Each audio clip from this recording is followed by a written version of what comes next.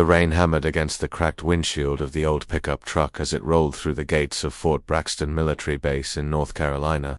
Behind the wheel sat Captain Emma Rodriguez, her dark hair pulled back in a regulation bun that had seen better days.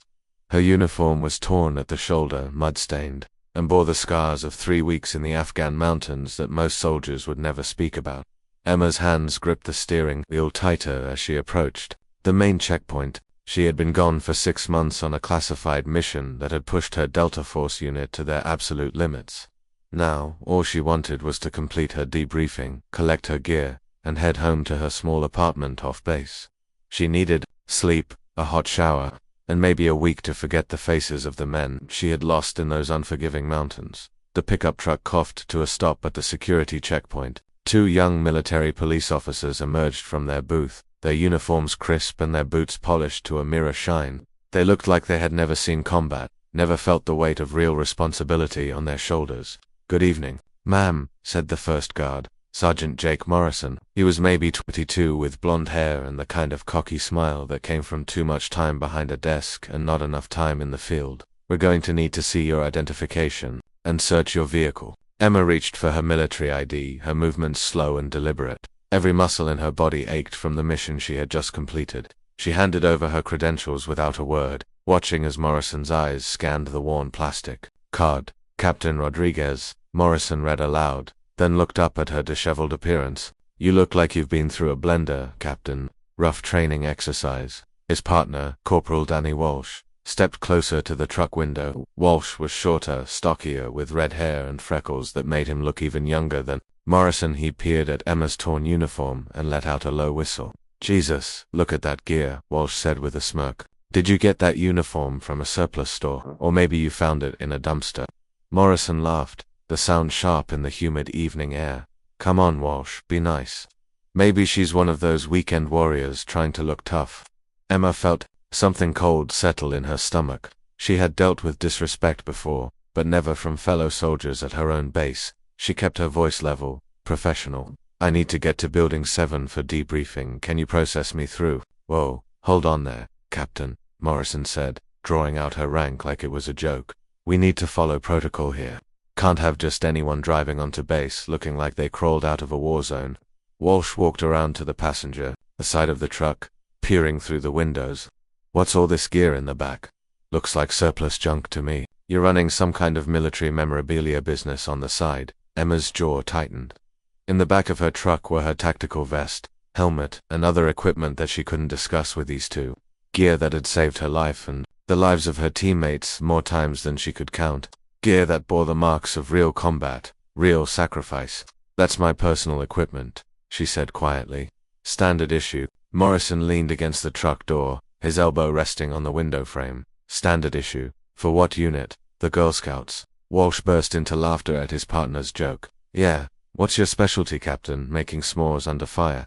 Emma closed her eyes for a moment, centering herself. She thought about Master Sergeant Tony Kowalski, who had died in her arms 3 days ago after taking shrapnel from an IED. She thought about Lieutenant Marcus Thompson, who had carried her wounded teammate 5 miles through enemy territory. She thought about the mission they had completed, the intelligence they had gathered, the lives they had saved. When she opened her eyes, her voice was steady but hard as steel. "My specialty is classified. Now, can you please process me through so I can report to my commanding officer?" Morrison straightened up, his smile fading slightly at the tone in her voice. But Walsh wasn't done. He had noticed something else about Emma's appearance that he found amusing. "Hey Jake," Walsh called out. "Check out her boots. Looks like she's been hiking through a swamp. And that haircut. When's the last time you saw a regulation lady? A month ago." Emma's hands clenched into fists in her lap. She had been in the field for 3 weeks without proper facilities. She had slept in mud, eaten cold rations, and watched good soldiers die for their country. These two had probably spent their deployment checking IDs and playing video games. In their downtime, "Look, gentlemen," Emma said, her patience wearing thin. "I've been away on assignment. I know I don't look like I just stepped out of a recruitment poster, but I need to complete my mission debriefing. Can we move this along?" Morrison exchanged a look with Walsh, then shrugged. "Assignment? What kind of assignment? Helping little old ladies cross the street, or maybe she's been playing soldier at one of those paintball places," Walsh added. That would explain why her gear looks like it's been through a blender. Emma felt heat rising in her cheeks. He had been through worse than these two could imagine. She had faced down Taliban fighters in mountain caves. She had called in airstrikes that saved entire villages. She had made decisions that most soldiers would never have to make. And now she was being mocked by two kids who probably spent more time polishing their belt buckles than they did training. My assignment is classified, she repeated, her voice growing colder. I cannot discuss the details with unauthorized personnel. Morrison rolled his eyes. Oh, classified, right? Let me guess you're a secret agent. CIA. Maybe you're Wonder Woman. Walsh grinned and struck a superhero pose. Yeah, Captain America. Oh wait, that would be Captain America. Emma reached for her gear bag in the passenger seat. Maybe if she showed them her orders, they would take her seriously. But as she moved, Morrison stepped back and put his hand on his sidearm. Whoa there, Captain Mysterious, Morrison said. Keep your hands where I can see them. We don't know what kind of weapons you might have in that junk pile you call equipment. Emma froze. These idiots actually thought she might be a threat.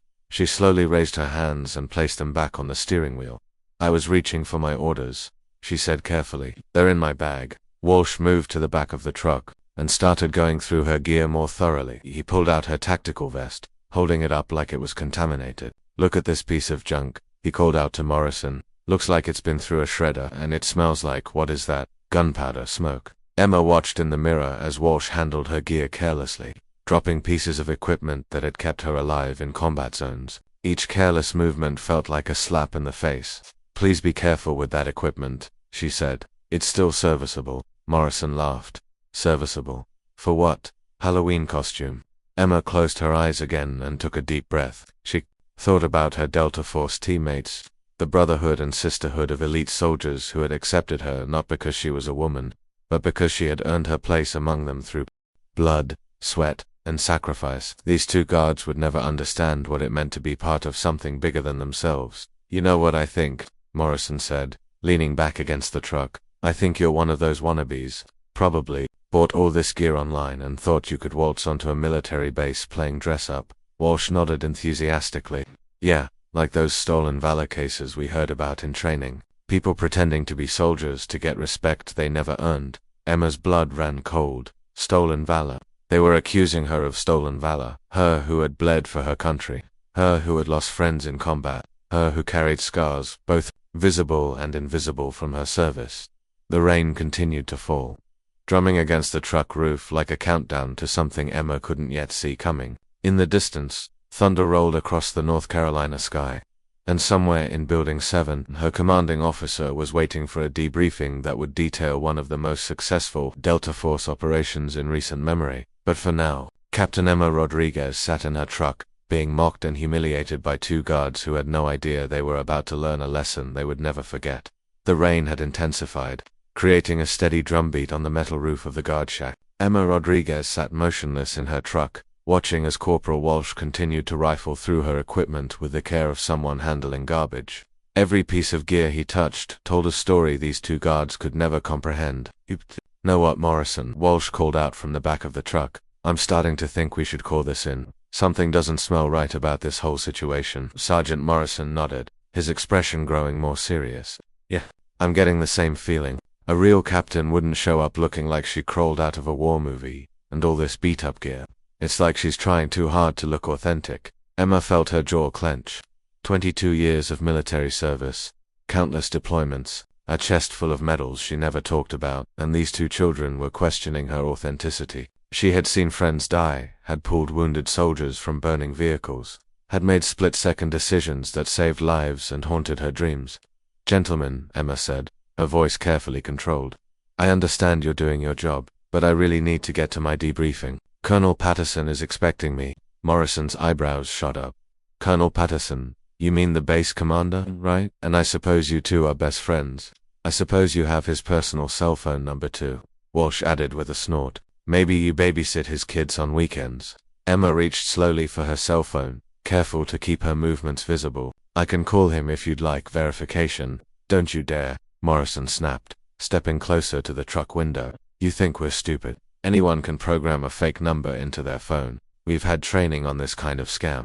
Walsh pulled out Emma's tactical helmet, examining it under the harsh light of the checkpoint. Look at this thing, Jake. It's got dents, scratches, what looks like. Is that a bullet graze? Morrison walked over to examine the helmet. Probably bought it at a surplus store and beat it up with a hammer. These stolen Valor types go to great lengths to make their fake gear look authentic. Emma's hands tightened on the steering wheel. That helmet had saved her life in Kandahar when a sniper's bullet had grazed it, leaving her with a concussion. But alive, the memory of that day, the sound of the shot, the impact that had knocked her unconscious.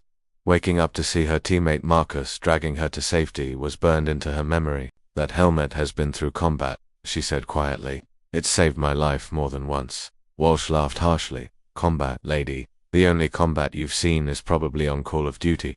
This is all fake, isn't it? The gear, the uniform, probably even the ID. Morrison was studying Emma's military identification card under a magnifying glass. You know what? This ID looks suspicious too. The edges are too crisp for someone who's supposedly been in the field for months. It's a replacement, Emma explained. My original was damaged during the mission. Right. How convenient, Morrison said. Damaged how? Did you accidentally put it in the washing machine with your costume? Emma closed her eyes and counted to 10. She thought about her Delta Force training, the mental exercises they had taught her to stay calm under pressure. She had maintained her composure while under enemy fire, while making life or death decisions, while watching friends fall. She could handle 2 ignorant guards, but their next words pushed her closer to the edge. I think we need to detain her, Walsh said, pulling out his radio. This whole thing stinks. Fake gear, suspicious ID, claims to know the base commander. This is textbook stolen valor. Morrison nodded. Agreed, ma'am. I need you to step out of the vehicle. We're going to have to bring you in for questioning. Emma's heart rate spiked. Being detained would mean paperwork, delays, phone calls. Her commanding officer was waiting for a time-sensitive debriefing about an operation that could affect national security. Every minute she wasted here was another minute that critical intelligence sat unanalyzed. Officers, I understand your caution, but I am a legitimate member of the U.S. military. My credentials are authentic, and I have orders to report immediately for debriefing. Step out of the vehicle, ma'am, Morrison repeated, his hand moving to his sidearm. Now, Emma took a deep breath and complied, opening the truck door and stepping out into the rain. Immediately, both guards noticed more details about her appearance that fed their suspicions.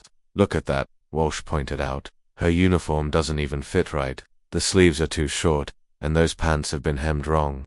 Emma glanced down at her uniform. It was a replacement, hastily issued at a forward operating base after her original had been destroyed in an explosion. It hadn't been properly tailored, but it was regulation military issue. This is a replacement uniform, she explained. My original was destroyed during the mission. Mission, Morrison mocked. Everything's always about this mysterious mission, isn't it? What was it? Delivering pizza to the troops. Walsh had found something else in her gear that caught his attention. Hey, check this out.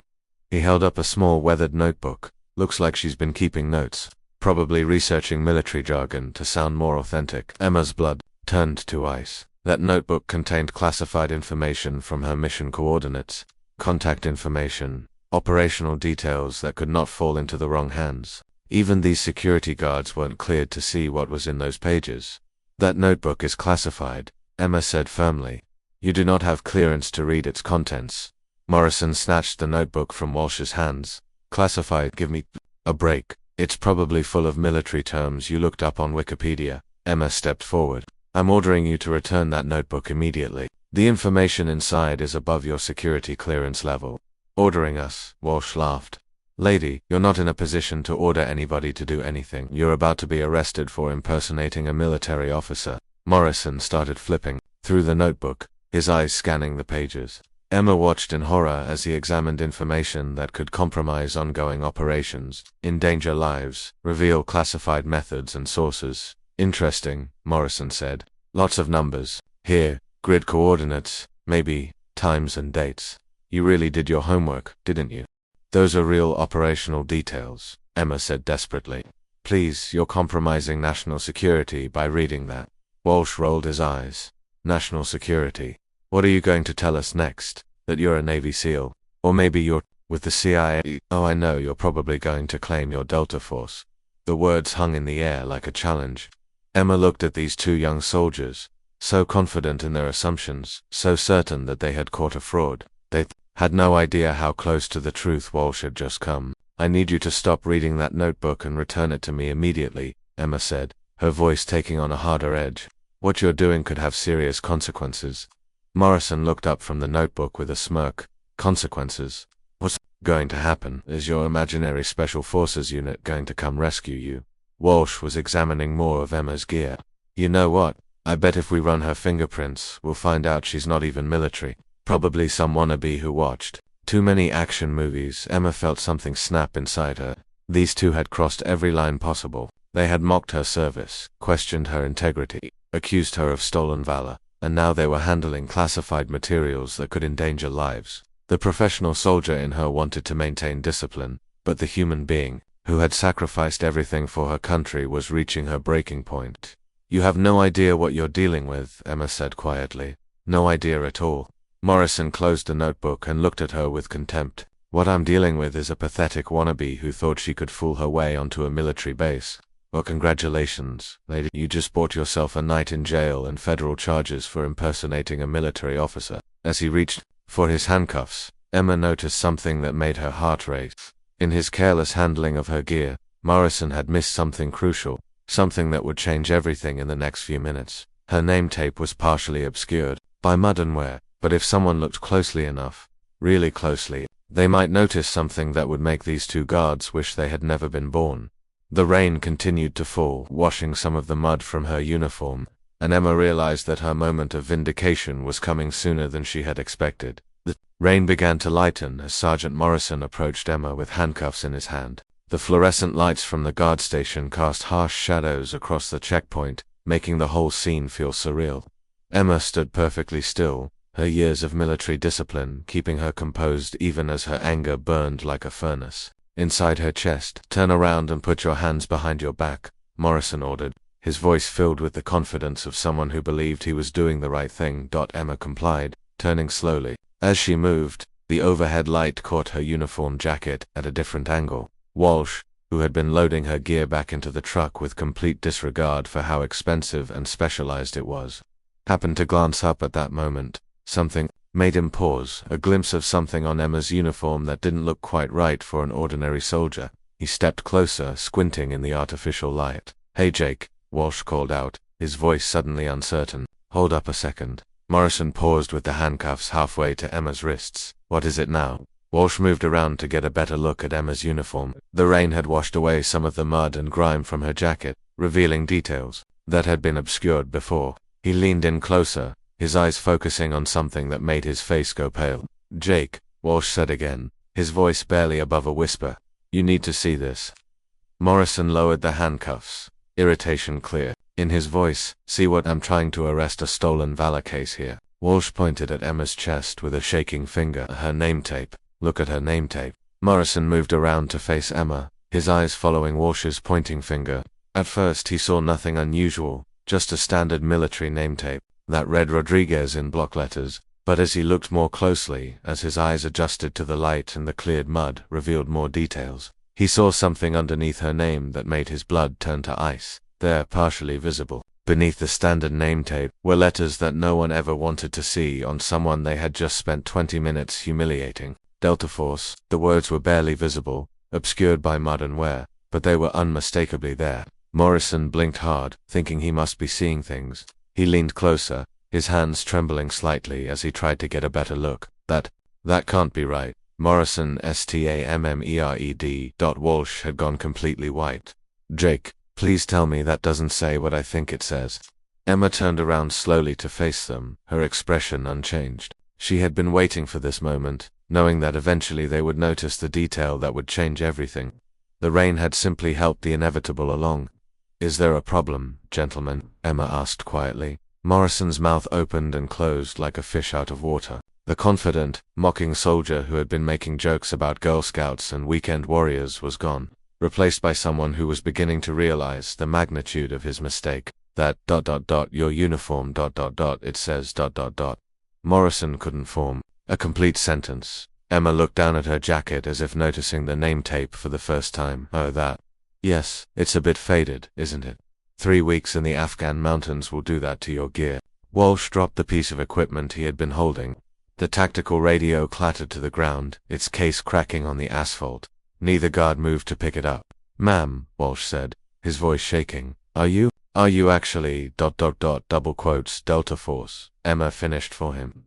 "Captain Emma Rodriguez, 1st Special Forces Operational Detachment Delta, just returned from Operation Steel Mountain, a classified joint operation with British SAS and Afghan Special Forces." The silence that followed was deafening. Even the rain seemed to have stopped, leaving only the sound of water dripping from the guard station roof and the distant hum of generators on the base. Morrison's face had gone from pale to green. "Ma'am, we didn't. Your uniform was so ... double quotes dirty," Emma suggested, torn but to warn. "Yes, that tends to happen when you spend 3 weeks in active combat operations, when you're calling in airstrikes, coordinating with local forces, and carrying wounded teammates through enemy territory." Walsh was staring at the ground, unable to meet Emma's eyes. "We thought ... your gear looked so ... used," Emma said. "That's because it has been used extensively. This tactical vest has stopped shrapnel from 3 different IED explosions. This helmet deflected a sniper's bullet in Kandahar. These boots have walked through more war zones than most soldiers see in an entire career." Morrison was looking at the classified notebook he had been casually flipping through, now understanding that he had been handling intelligence that was far above his security clearance. His hands were shaking as he held it. "Ma'am, this notebook, I didn't realize. I mean, I never should have ... double quotes." Emma held out her hand. "The notebook contains operational details that are classified at the highest levels, information about ongoing operations, contact networks, and intelligence assets. By reading it, you've potentially compromised operations that could affect national security." Morrison practically threw the notebook back to her, as if it were radioactive. "I'm sorry, ma'am, I had no idea. We thought you were." "Stolen valor," Emma finished. "Yes, I heard. You thought a real Delta Force operator would show up looking like a recruitment poster. You thought someone who had just spent 3 weeks in combat would have perfectly pressed uniforms and shiny boots." Walsh finally looked up, tears in his eyes. "Ma'am, we messed up. We messed up bad. We didn't know." Emma studied the 2 young soldiers. The arrogant, mocking guards from 20 minutes ago were gone, replaced by terrified kids who were beginning to understand the career-ending nature of their mistake. "You didn't know," Emma agreed, "because you've never been in real combat. You've never had to make decisions where people live or die based on your choices. You've never carried a friend's body out of a firefight or called in a medevac for soldiers whose names you'll never forget."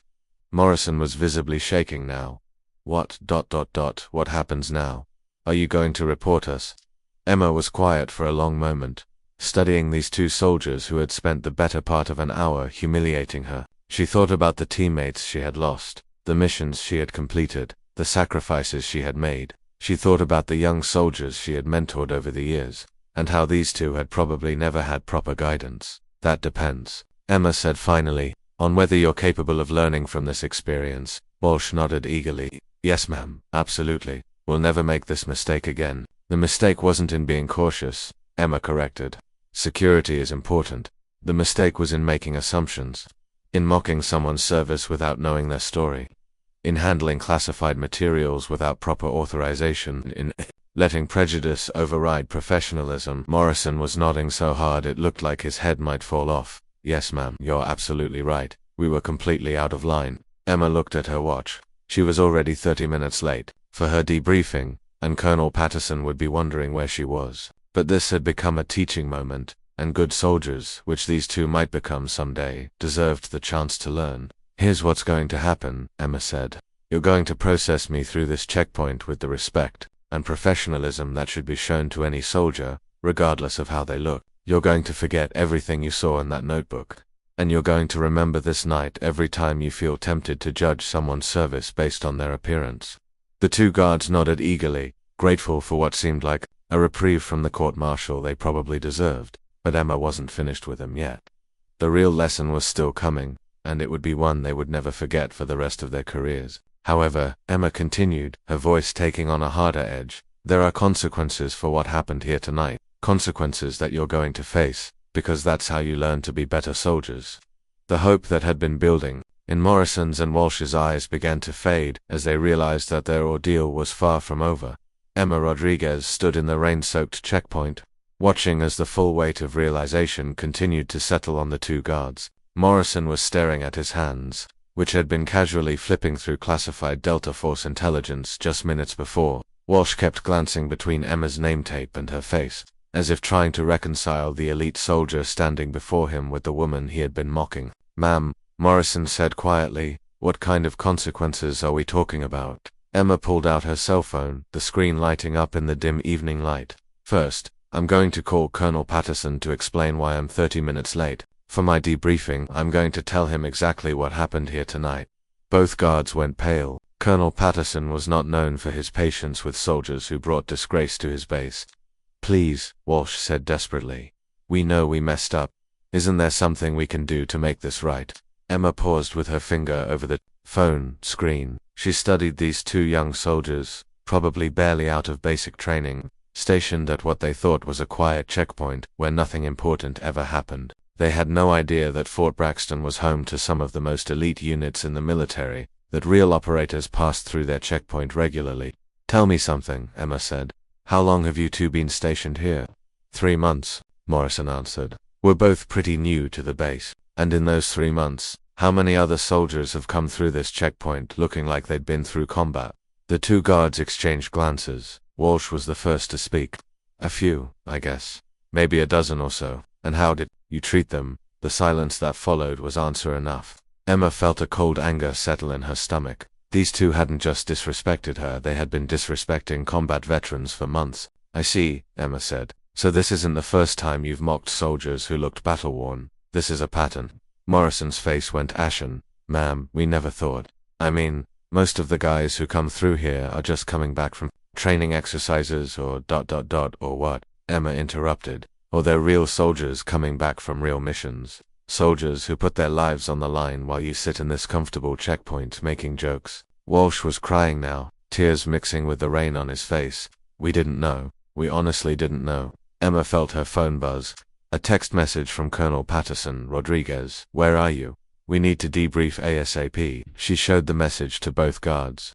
"My commanding officer is waiting. Every minute I stand here is another minute that critical intelligence goes unanalyzed. Intelligence that could save lives in ongoing operations." "Then go," Morrison said desperately. "Please, just go. We'll process you through right now." Emma shook her head. "It's too late for that now. The damage is done. You've compromised classified materials, disrespected a fellow soldier, and shown a pattern of unprofessional behavior. That can't just be swept under the rug." She dialed Colonel Patterson's number. The phone rang twice before a gruff voice answered. "Patterson here."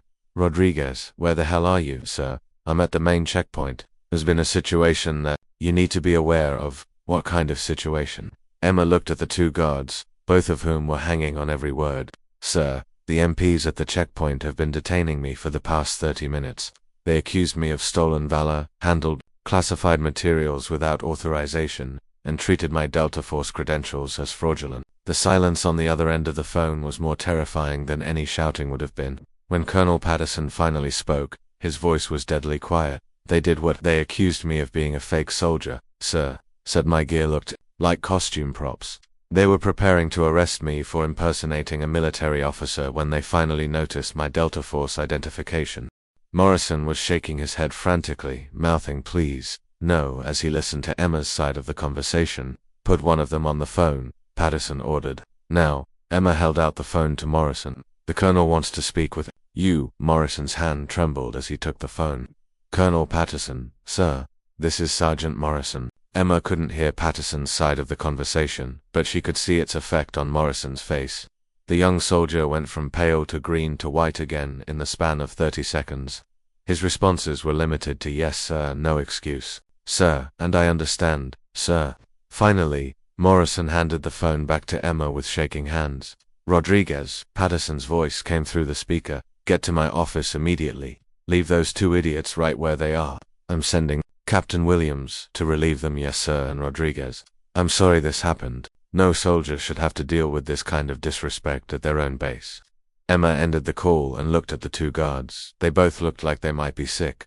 "What did he say?" Walsh asked. "He's sending Captain Williams to relieve you're both to report to his office first thing in the morning." Morrison slumped against the guard station. We're going to be court-martialed, aren't we? Emma considered the question. These two had made serious mistakes, but they were also young soldiers who might learn from this experience. The question was whether they deserved a chance at redemption, or whether their behavior was too serious to overlook. That depends on the colonel, Emma said. But I can tell you this, your military careers will never be the same after tonight. A jeep was approaching the checkpoint, its headlights cutting through the evening gloom. Captain Williams, a stern-faced officer with 20 years of military police experience, stepped out and approached the group. Sergeant Morrison, Corporal Walsh, Williams said, his voice clipped and professional. You're relieved of duty. Report to the motor pool and surrender your weapons and badges. The two guards moved like sleepwalkers, gathering their equipment and walking toward the base. As they passed, Emma Walsh stopped and turned back. Ma'am, he said quietly, for what it's worth, I'm sorry. We were wrong, and we know it. Emma studied the young soldier's face.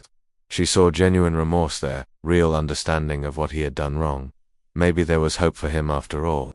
Corporal Walsh, she said, being sorry is the first step, but it's what you do going forward that matters. How you treat every soldier who comes through your checkpoint, regardless of how they look or what unit they claim to be from. Walsh nodded. Yes, ma'am, I understand. Morrison had stopped too, but he seemed less certain, more focused on his own predicament than on learning from his mistakes. Emma made a mental note to mention that to Colonel Patterson. As the two guards walked away into the darkness, Captain Williams turned to Emma. Ma'am, I apologize for what happened here tonight. This kind of behavior is not representative of the military police at this base. Emma nodded. I understand, Captain, but this can't be an isolated incident. You might want to review how your soldiers are trained to handle returning personnel. Already on it, ma'am. We'll be implementing new protocols immediately. Emma gathered her gear and climbed back into her truck. As she drove toward Building 7, she thought about the two guards and what would happen to them. Their fate would be decided by Colonel Patterson, but their future as soldiers would be determined by whether they truly learned from this night. Behind her, the checkpoint was quiet again, with Captain Williams maintaining the professional standards that should have been there all along. But the damage was done, and the ripple effects of this evening were just beginning. 3 days later, Captain Emma Rodriguez sat in Colonel Patterson's office, having completed her mission debriefing and submitted her classified report on Operation Steel Mountain. The intelligence her team had gathered had already led to successful raids on 3 Taliban supply lines and the rescue of 2 hostages. It was the kind of mission success that Delta Force was known for, but as always, the public would never know the details. Rodriguez, Patterson said, looking up from his paperwork, I've made my decision about Morrison and Walsh. Emma had been wondering about the two guards since that night at the checkpoint. She had seen Captain Williams implementing new training protocols for the military police, but she hadn't heard anything about disciplinary action. What did you decide, sir? Patterson leaned